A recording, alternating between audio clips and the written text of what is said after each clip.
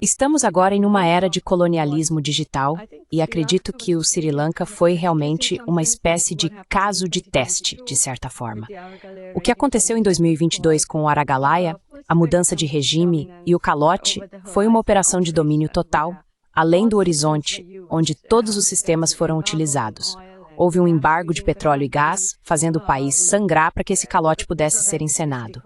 Então, há uma nova forma de, suponho, guerra acontecendo.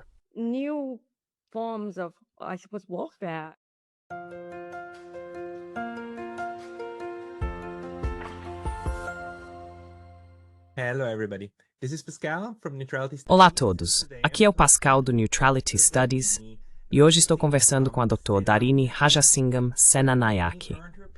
Darini obteve seu doutorado na Universidade de Princeton e atualmente é antropóloga social e médica, com foco de pesquisa em desenvolvimento internacional e economia política. Ela também é uma escritora prolífica em diversos veículos online sobre a política do sul da Ásia, especialmente de sua terra natal, o Sri Lanka.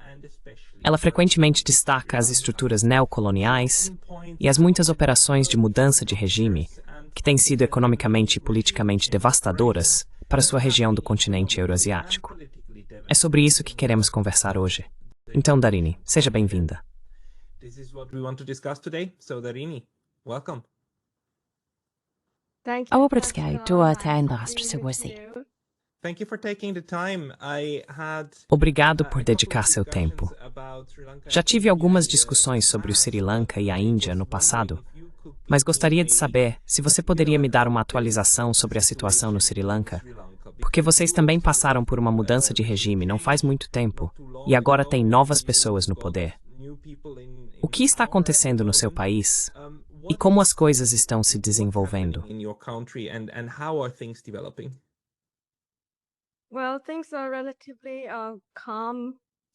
Bem, as coisas estão relativamente calmas. Alguns dizem que é a calmaria antes da tempestade, já que o Sri Lanka está preso em uma armadilha de dívida de títulos em dólar americano e euro, e terá que começar a pagar a dívida principal em alguns anos. É nesse momento que grandes quantias de dinheiro serão necessárias e espera-se que o país entre em outra crise econômica. Mas, por enquanto, as coisas estão bastante calmas. Claro, há discussões sobre a instalação de um porto espacial dos Estados Unidos e um centro de segurança marítima no Sri Lanka neste momento. Como você sabe, é um país com uma localização geoestratégica muito importante, no centro das rotas de comércio, energia e cabos de dados submarinos do Oceano Índico, e também cerca de 50% ou menos de 50% do tráfego global de contêineres passa pelos mares do Sri Lanka. Container traffic passes through the seas of Sri Lanka. So there's a lot of, interest in it. Há muito interesse nisso e, portanto, simultaneamente a crise econômica que ocorreu em 2022, após a qual o Sri Lanka efetivamente perdeu sua soberania econômica para o FMI e o Consenso de Washington, agora há discussões sobre uma parceria em formato tripartite entre a SpaceX, a Força Espacial dos Estados Unidos, e o setor de defesa do Sri Lanka. Por enquanto é só conversa, mas como sabemos, conversas em nível oficial muitas vezes levam a algum lugar. A ideia é instalar sistemas de vigilância marítima baseados em satélite no Sri Lanka. Como sabemos, há um interesse antigo dos Estados Unidos e do Ocidente em estabelecer bases militares neste país, dada sua localização geoestratégica.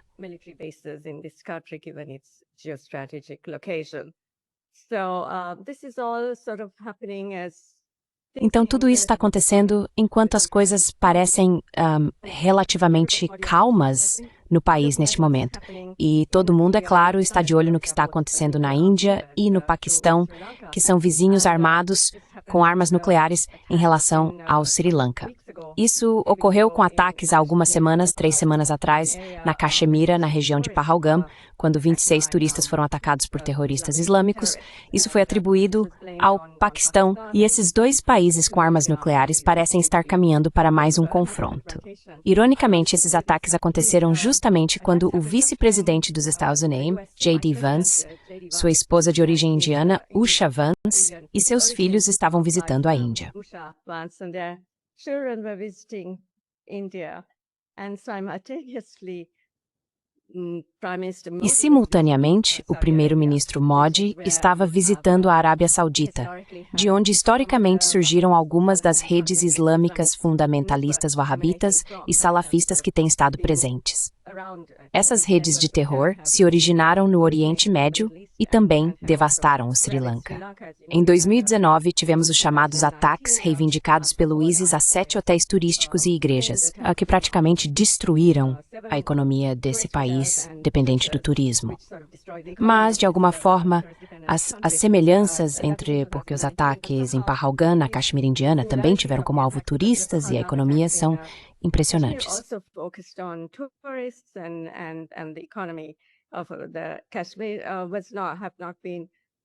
Os paralelos realmente não foram destacados nisso, e tudo foi tratado superficialmente como uma confrontação entre Paquistão e Índia, enquanto já tivemos esse tipo de ataque terrorista em outras partes do sul da Ásia.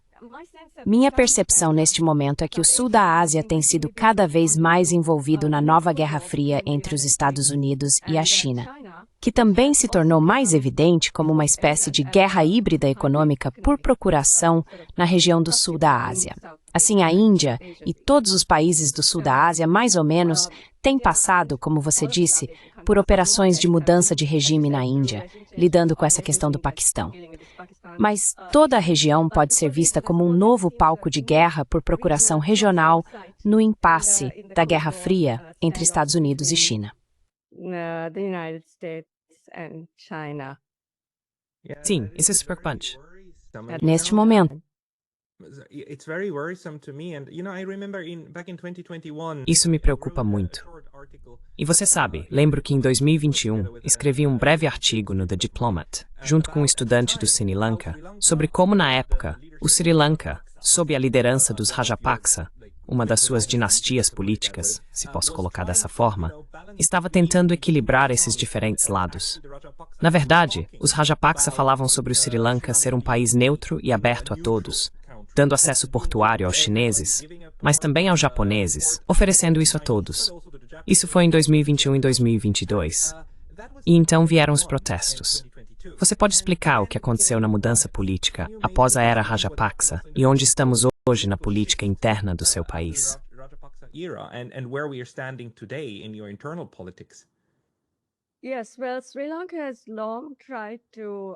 Sim, bem. O Sri Lanka, há muito tempo, tenta manter uma política externa neutra. Foi um dos membros fundadores do movimento dos não alinhados e desempenhou um papel muito importante sob a liderança da primeira mulher primeira-ministra do mundo, Sirimavo Bandaranaike, na época. Sempre houve esse compromisso de ser não alinhado e neutro, mas sempre existem jogos de poder externos acontecendo por meio da política no país. E o que aconteceu em 2022? E isso foi simultâneo à operação de mudança de regime que estava ocorrendo no Paquistão, onde o primeiro-ministro Imran Khan foi deposto.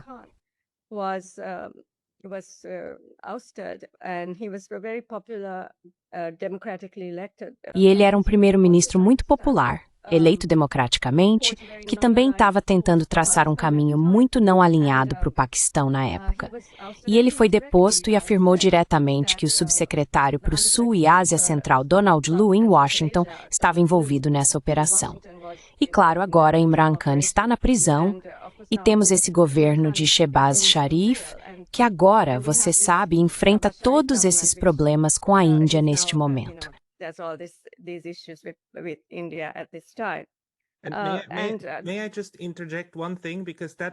Posso só fazer uma observação? Porque esse subsecretário que você acabou de mencionar, temos registros dele dizendo oficialmente que os Estados Unidos não podem aceitar a neutralidade agressiva do Paquistão. Ele realmente falou em neutralidade agressiva ou neutralidade hostil, não me lembro qual dos dois, mas ele usou esse termo.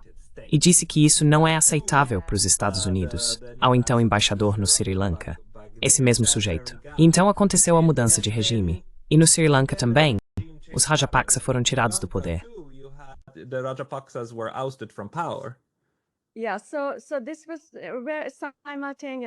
Sim, isso estava acontecendo simultaneamente na primavera-verão de 2022. Isso estava acontecendo no Paquistão e no Sri Lanka. tivemos esse protesto Aragalaya, financiado pela USAID, NED e Fundação Soros, que aparentemente foi uma manifestação da sociedade civil e de ONGs financiadas, protestando contra o regime Rajapaksa, que era impopular devido a enormes níveis de nepotismo e corrupção. Mas, ao mesmo tempo, eles haviam sido eleitos democraticamente.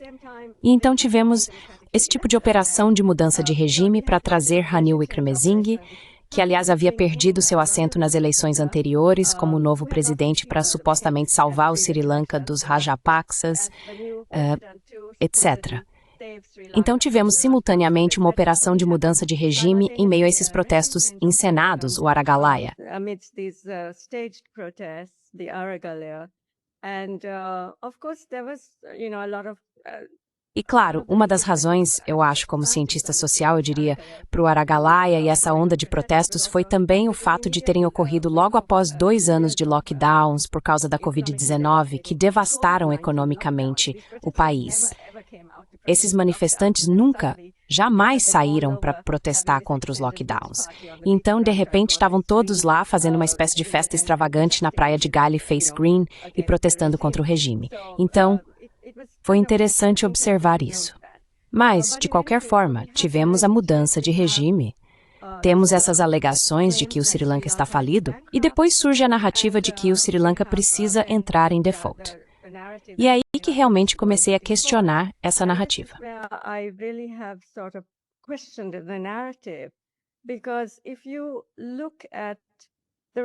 Porque, se você olhar para o restante do sul da Ásia, e eu acabei de voltar, na verdade, da Índia, de Delhi, e também tive em Varanasi, o Sri Lanka é de longe o país mais rico do sul da Ásia em termos reais. Isso por todos os indicadores, seja em termos de paridade do poder de compra, PIB per capita, desenvolvimento social, desenvolvimento humano, índice de qualidade física de vida, infraestrutura, o que for, exceto pelas Maldivas, que são realmente muito pequenas.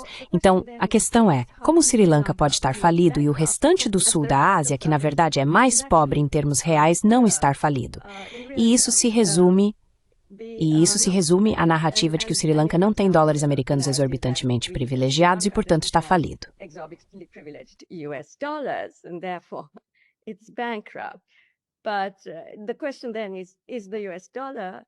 Mas a questão então é, o dólar americano é uma medida adequada da riqueza das nações. E essa realmente é uma das questões centrais que eu acho que o mundo precisa enfrentar neste momento, quando há outros 56 países do sul global presos nessas armadilhas de dívida de títulos soberanos internacionais. Mas, de qualquer forma, essa é uma narrativa que precisamos desafiar. E também, o que parece ter acontecido retrospectivamente é que o que poderíamos considerar uma crise de liquidez foi tratado como insolvência e prolongado. Isso provavelmente aconteceu porque o Sri Lanka é um país pequeno e geoestratégico por meio de toda uma série de atividades geopolíticas externas e internas. Houve também o uso da lei como forma de guerra econômica, o chamado lawfare, para colapsar a economia. Assim, o obscuro Hamilton Reserve Bank, em St. Kitts e Nevis, entrou com um processo em Nova York contra o governo do Sri Lanka por não pagar uma pequena quantia de juros. E então houve as agências de classificação de risco, de forma coordenada, Moody's, Fitch, etc., que rebaixaram a moeda.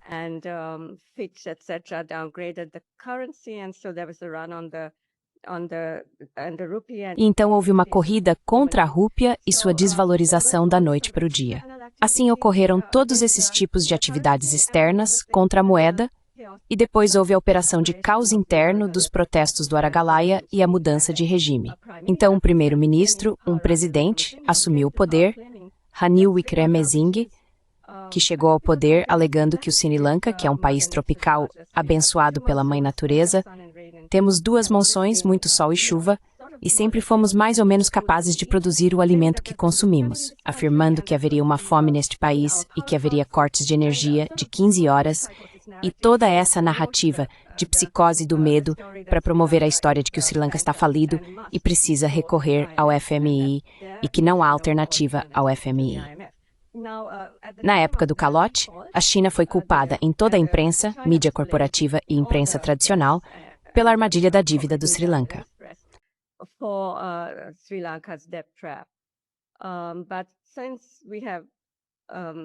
Mas desde que analisamos o perfil da dívida do Sri Lanka, fica muito claro que os credores privados, detentores de títulos soberanos internacionais, traders, credores privados e fundos de hedge, com a BlackRock como maior credor, são realmente a causa da crise de dívida odiosa do Sri Lanka. Na época, cerca de 180 economistas internacionais, incluindo Yanis Varoufakis, Jayati Ghosh, Dani Rodrik e Thomas Piketty, assinaram uma carta ao FMI dizendo que deveria haver o cancelamento da dívida odiosa do Sri Lanka, que é a dívida com credores privados, porque eles são predatórios por natureza, cobram taxas de juros muito altas, alegando risco. E quando o risco se concretiza, eles deveriam aceitar a perda. Eles não podem, então, recorrer ao FMI e pedir ressarcimento quando já lucraram muito com taxas de juros altíssimas.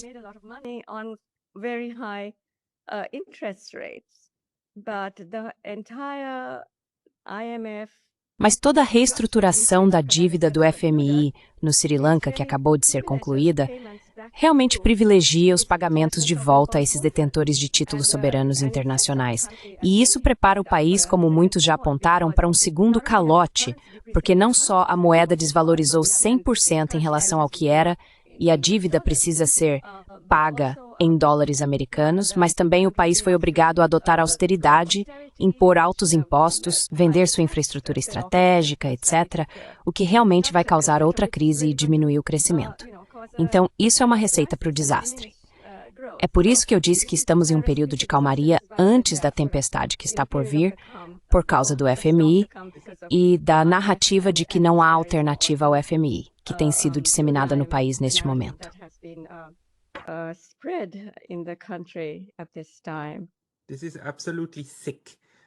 Isso é absolutamente insano, porque dizer a um país que está endividado em uma moeda estrangeira e que está endividado em dólares americanos, para ir ao FMI conseguir mais dólares americanos em troca de promessas de pagar ainda mais no futuro, é como dizer a um viciado em heroína para ir a um traficante de heroína conseguir mais heroína que ele depois terá que devolver de alguma forma no futuro. É insano, porque foi exatamente isso que aconteceu com a Grécia. Foi exatamente isso que fizeram com a Grécia. E eles puniram a Grécia, além do que, pior do que puniram os alemães depois da Segunda Guerra Mundial. E a Grécia foi completamente sugada.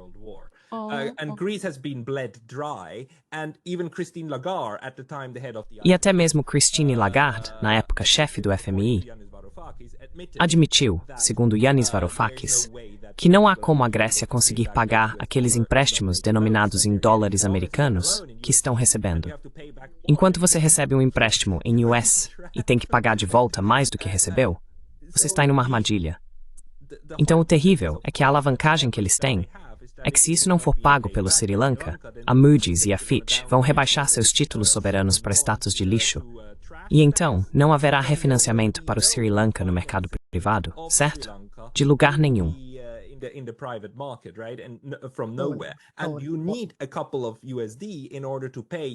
E você precisa de alguns dólares para pagar faturas denominadas em dólares vindas de prestadores de serviços de todo o mundo, certo? Esse é o truque. E esse é o ponto.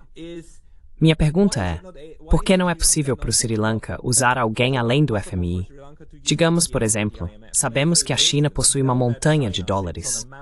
Se o Banco Central do Sri Lanka e o Banco Central da China concordassem em fazer um swap cambial, para que eles dessem a você parte de suas reservas em moeda estrangeira, alguns de seus dólares, em troca de rúpias do Sri Lanka, que talvez não sejam tão úteis para os chineses, mas pelo menos você pode tentar pedir. Se isso fosse possível, você teria uma fonte diferente. Por que o FMI é apresentado como a única fonte possível de dólares para o país?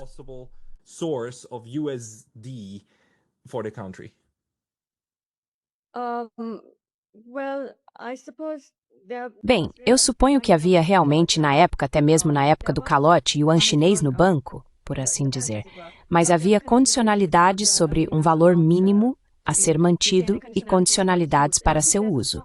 E eu acho que existe uma espécie de lacuna, de certa forma, entre a retórica que os BRICS estão promovendo sobre alternativas ao sistema do dólar americano, etc., e a efetiva possibilidade de permitir que países do sul global presos em armadilhas de dívida acessem outros mercados e realizem swaps de moeda, etc. Mas, de modo mais amplo, dizemos que é preciso desdolarizar para descolonizar. We have to de-dollarize to decolonize, and in the long run, the country needs to be... E a longo prazo, o país precisa buscar outros mercados e negociar em uma multiplicidade de moedas, que é o que já está acontecendo, para ir além da hegemonia do dólar americano.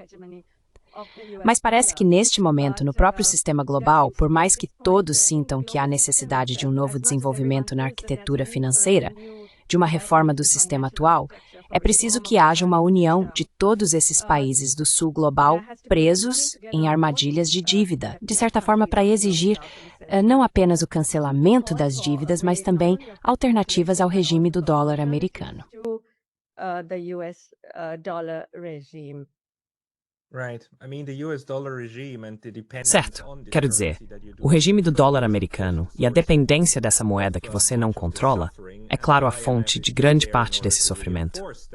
E o FMI está lá justamente para reforçar esse sistema, não para melhorar tudo isso. Porque se você entrega seus ativos estratégicos, e tenho quase certeza de que o FMI está de olho na privatização sob o comando da BlackRock e afins, de seus portos, seus cabos, sua infraestrutura de energia, são essas coisas que a BlackRock e outros vão comprar, e pronto. E a tragédia, a hipocrisia, é que enquanto fazem isso, apontam para a China, alegando que a China está usando políticas de armadilha da dívida. Políticas de armadilha da dívida. E usam um porto no Sri Lanka como prova disso.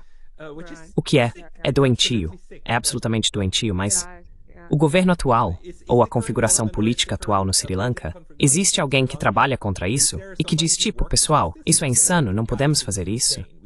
Ou o presidente atual se chama Senanayake, certo? Sim, isso mesmo. Onde ele se posiciona? Qual é o papel atual? So it's kind of ironic because Então é meio irônico porque depois da mudança de regime tivemos o presidente Wickremesinghe, que meio que seguiu essa narrativa de que não havia alternativa ao FMI. E então as pessoas se cansaram disso. O regime atual, o Partido Nacional do Povo, NPP, supostamente é uma organização de esquerda, embora alguns de nós a chamem de pós-esquerdista ou pós-marxista.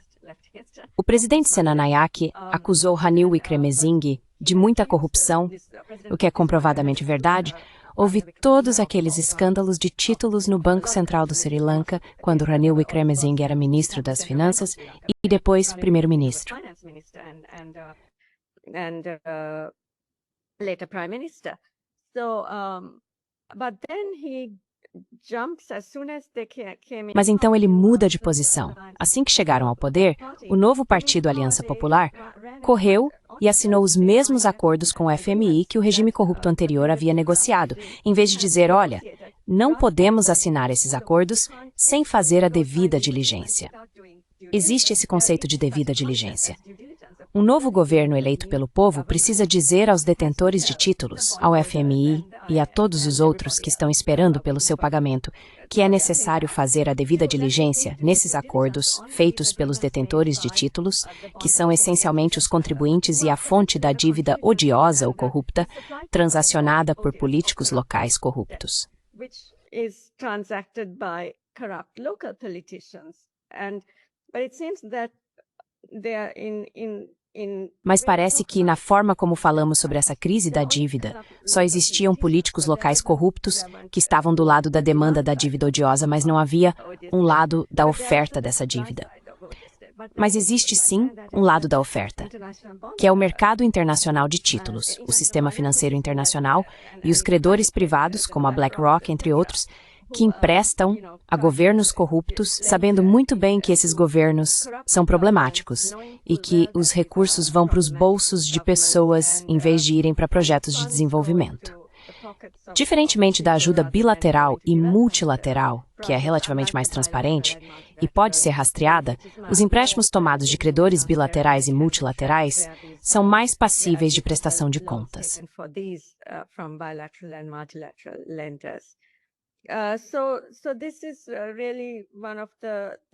Então, este é realmente um dos grandes problemas que estamos enfrentando neste momento. O que deve ser feito para garantir o cancelamento dessa dívida odiosa em vez de pagar os credores privados? E se você observar, é realmente chocante. Todo o processo do FMI, a reestruturação da dívida sob o Extended Fund Facility, eles meio que dão um empréstimo, um pequeno empréstimo, e então você precisa fazer todas essas negociações com os detentores de títulos e com credores bilaterais e multilaterais. E isso acabou se tornando uma espécie de ciência de foguetes, porque, quero dizer, dívida não é um tema tão, imponderável, mas foi transformado nesse buraco de coelho muito complexo de corrupção. Então é muito transparente, não transparente.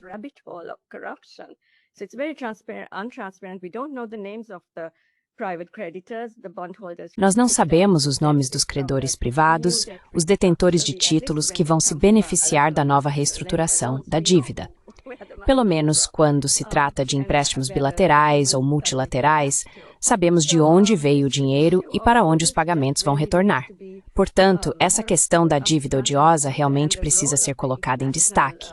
E o papel dos fundos de hedge internacionais e credores predatórios precisa ser examinado. O que é ironicamente chamado de clube colonial, os países da OCDE ou de Paris, o Clube de Paris e o Clube de Londres dos banqueiros, eles meio que controlam todo esse processo de negociação da dívida. E isso precisa ser revisto também, porque no caso do Sri Lanka, como eu disse, somos o país mais rico do sul da Ásia.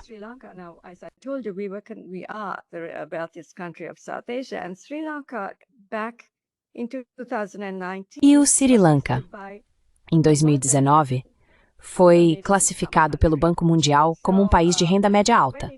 Então, de repente, o país se torna insolvente.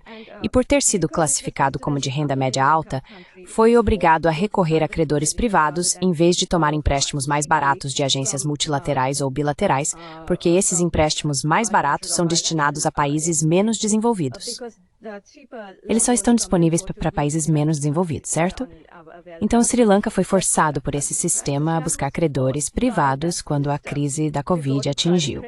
E assim, todo o sistema parece ser manipulado.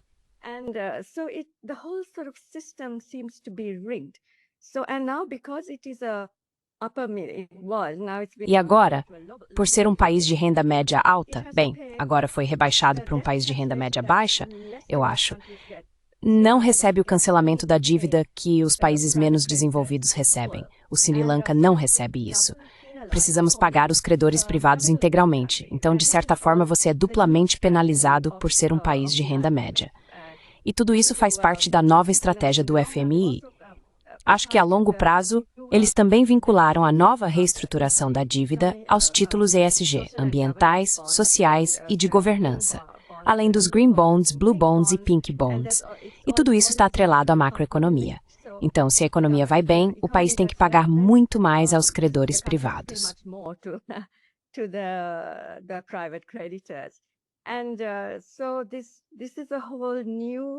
Então, este é um sistema totalmente novo que eles estão testando no Sri Lanka para países de renda média.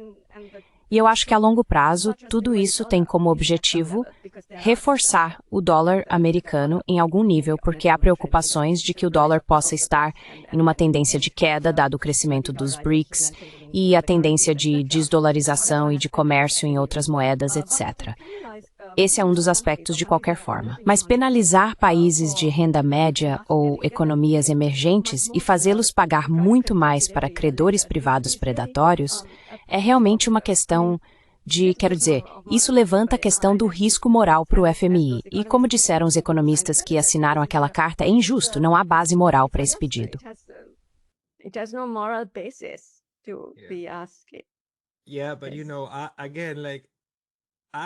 Sim, mas veja bem, pedir uma base moral ou moralidade ao FMI é um pouco como pedir moralidade no inferno.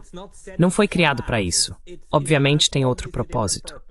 A questão é se existem métodos alternativos para contornar a armadilha sistêmica que foi criada. Então, Por que o novo Banco de Desenvolvimento? O Banco de Desenvolvimento dos BRICS não é um potencial credor de última instância para o Sri Lanka. It's not a potential lender of last resort to Sri Lanka. Well, I think there's different kinds of Bem, acho que existem diferentes tipos de restrições quanto a isso. Por um lado, toda a cultura do Sri Lanka é muito eurocêntrica e ocidentalizada. É a mentalidade colonial, para dizer de forma bastante direta, ou resquício colonial. Então, o Sri Lanka hesitou em se candidatar ao BRICS e ao NDB, etc., e mesmo o governo atual, houve um convite para a reunião em Kazan, onde todos os chefes de Estado do BRICS se encontraram no ano passado, mas este governo enviou apenas uma delegação de baixo escalão, em vez de o presidente ou o primeiro-ministro comparecerem. Portanto, a aproximação do Sri Lanka com o BRICS e com o novo Banco de Desenvolvimento tem sido bastante tímida.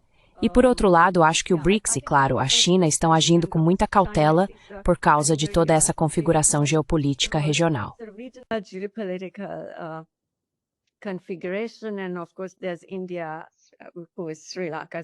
E, claro, a Índia, que é como um irmão mais velho do Sri Lanka, em certo sentido, com todas as suas sensibilidades e novas alianças, os Estados Unidos também estão presentes.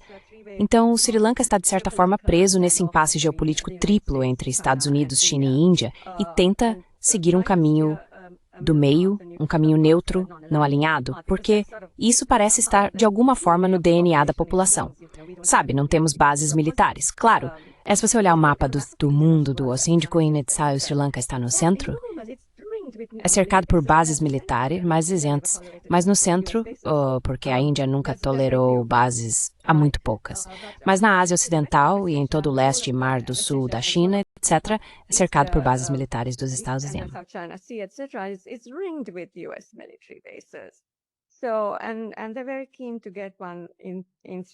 E eles estão muito interessados em conseguir uma base no Sri Lanka. Vai ser interessante observar daqui para frente se a Índia agora vai tolerar uma base dos Estados Unidos. Durante a Guerra Fria, a Índia era muito aliada da Rússia e da União Soviética, o bloco comunista, e era totalmente contra que os Estados Unidos ou a antiga potência colonial, a Grã-Bretanha, tivessem uma base no Sri Lanka. E isso foi, de certa forma, a razão de ser do chamado conflito étnico interno que aconteceu, que na verdade foi uma guerra por procuração entre a Índia, então aliada da Rússia e da União Soviética, apoiando os Tigres de Libertação no norte e também para proteger a base de Trincomalee, que é esse porto de águas profundas que todos querem.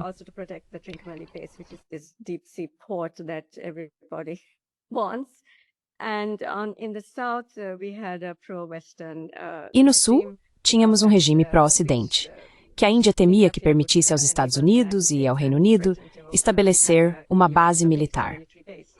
Assim, os Tamils e o LTTE, o grupo terrorista, foram apoiados pela Índia no norte, enquanto o exército do Sri Lanka foi apoiado e treinado pelo Mossad, a agência de inteligência israelense, que atuava como fachada para os Estados Unidos a partir da embaixada americana na época, já que o Sri Lanka não reconhecia a existência de Israel, sendo muito pró-Palestina durante seu curso não alinhado. E claro, o M6 britânico e o grupo de mercenários KMCs também treinaram o exército Sri Lanka. Mercenary group all trained the Sri Lankan military, and then we had this kind of dirty war. E então tivemos esse tipo de cenário de guerra suja se desenrolando e o exército do Sri Lanka foi acusado de crimes de guerra. Todos eles foram treinados e toda essa operação de guerra suja foi, de certa forma, organizada por esses atores externos que depois se envolveram nessa guerra por procuração contra o LTTE, os Tigres de Libertação, apoiados pela Índia. Então, houve esse tipo de guerra por procuração regional que aconteceu no sul da Ásia durante a Guerra Fria anterior. E agora, acho que o sul da Ásia está novamente à beira de outra guerra por procuração regional, com várias nuances diferentes em cada país, dadas as diferentes configurações internas de religião, etnia e tudo mais.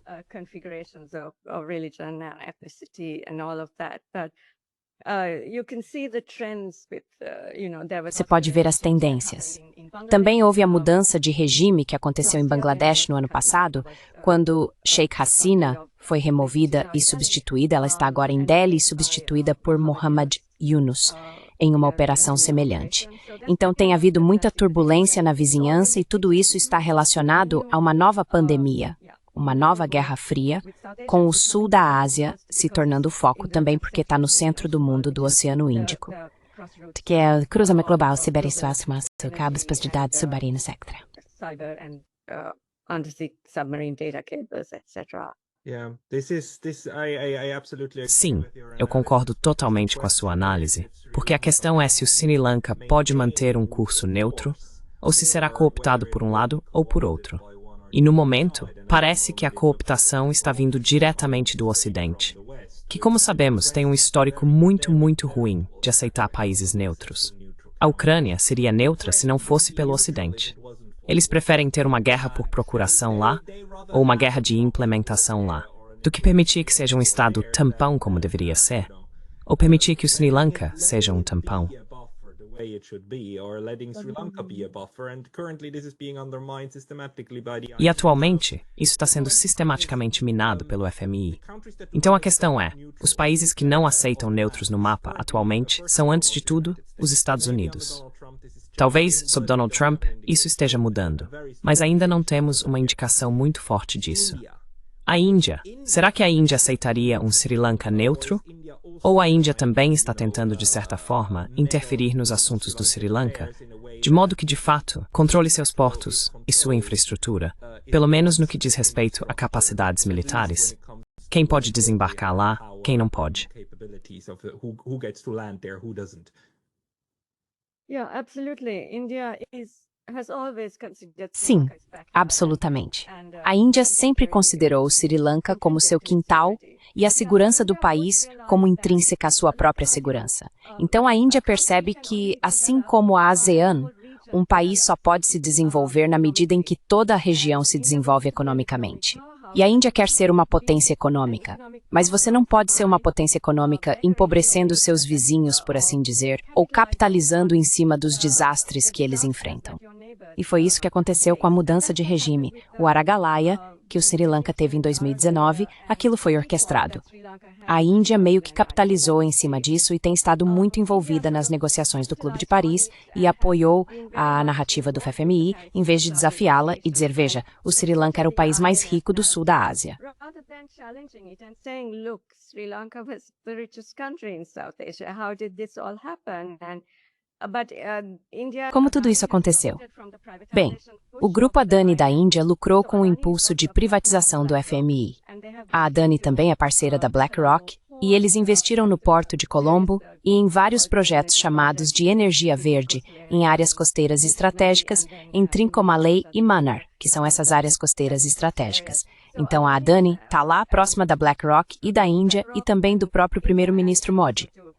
Portanto, ela tem lucrado com a crise econômica encenada no Sri Lanka.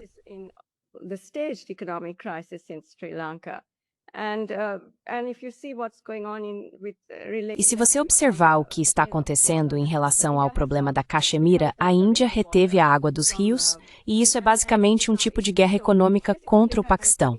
São as pessoas pobres, os agricultores, que serão privados dessa água como uma espécie de punição pelos ataques terroristas, que, como sabemos, também foram claramente encenados. Então, a pergunta que acho que o setor de relações exteriores da Índia deveria se fazer é possível lucrar com a dor do vizinho e é possível se desenvolver como país se o restante da sua região está sendo empobrecido?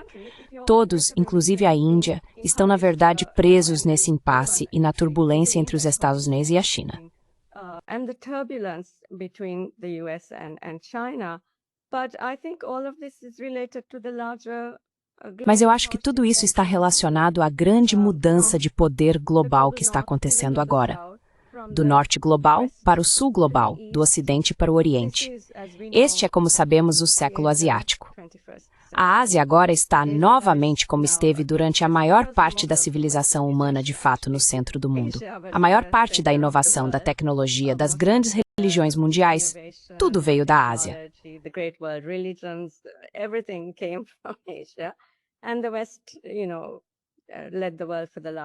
E o Ocidente, como você sabe, liderou o mundo nos últimos 2 séculos. mas agora o poder está voltando.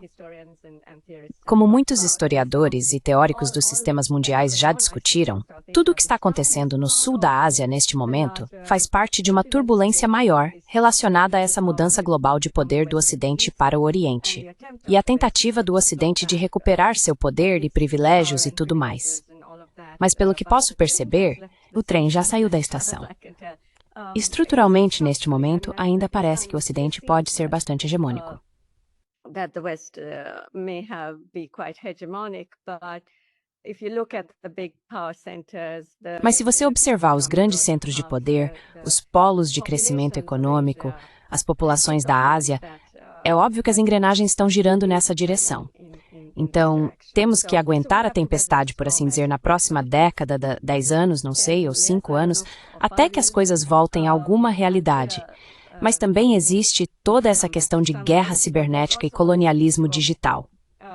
Agora estamos em uma era de colonialismo digital, e acho que o Sri Lanka foi realmente uma espécie de caso de teste, de certa forma, para o que aconteceu em 2022 com Aragalaya, a mudança de regime, e o calote, um domínio de espectro total, uma operação além do horizonte em que todos os sistemas foram utilizados.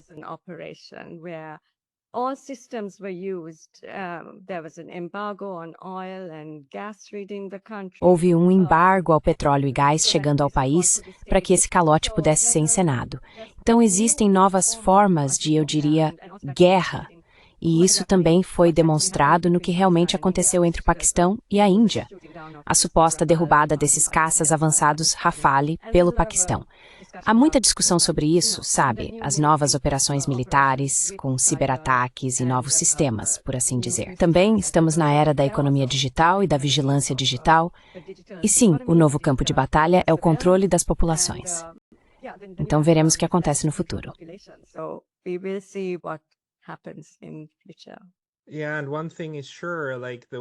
Sim, e uma coisa é certa, o Ocidente não vai desistir de tentar impor sua vontade a todos os outros, porque eles não conhecem outro caminho. Os últimos 500 anos foram nada além de forçar os outros a fazerem o que querem, seja diretamente com armas ou indiretamente com artimanhas. Darini, obrigado por esse panorama. Se as pessoas quiserem ler sua análise, onde devem procurar? Onde você publica seus artigos? Ou você tem algum lugar onde coloca suas análises?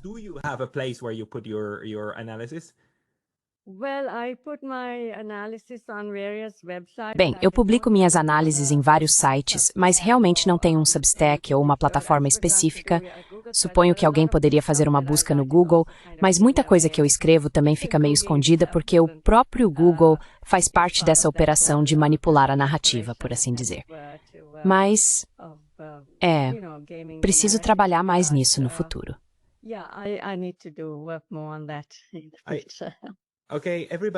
Certo, pessoal. Procurem por Darini no Google e vocês vão encontrar os textos dela.